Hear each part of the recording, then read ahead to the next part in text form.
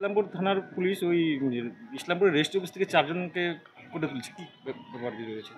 ও এক এক তা- 1 তারিখে 4 জন গেছিল এই এদিকে না। হরিশ্চন্দ্র নাথের জমি একজনকে গিফট ডিড দিচ্ছে, এই মর্মে একটা গিফট ডিড করতে হরিশ্চন্দ্রর ডোনার এই নামে, কিন্তু হরিশ্চন্দ্র সেখানে যায়নি।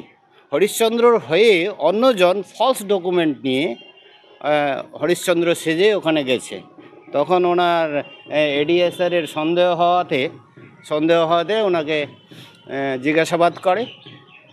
তখন উনি নিজের আসল পরিচয়টা দেন। তখন উনি সবাইকে 4 জনকে, অর্থাৎ 2 জন উইটনেস এবং যাকে দেওয়া হচ্ছে সেই গ্রহীতা এবং যে দিতে গেছে হরিশ্চন্দ্র হয়ে, তাকে পুলিশ অ্যারেস্ট করেছে ওনার অভিযোগের ভিত্তিতে।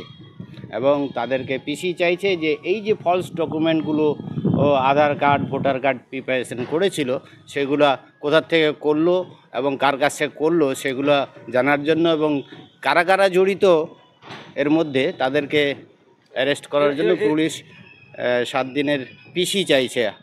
এরা কোন এলাকার বাসিন্দা?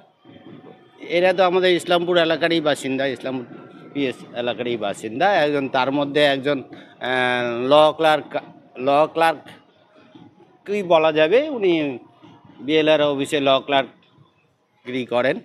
বলছি যিনি লোক করেন তার নামটা তার নামটা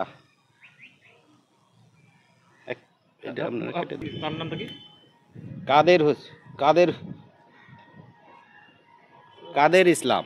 আর যে নাম পরিবর্তন করেছে তার নাম? আব্দুল হোসেন এলাইস আবিদ।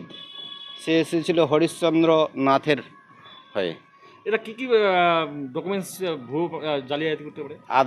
করতে পারে না করেছে বলতে ওরা প্রডিউস করেছিল যেটা এডিএসআর কাছে আধার এবং ভোটার কার্ড ফলস।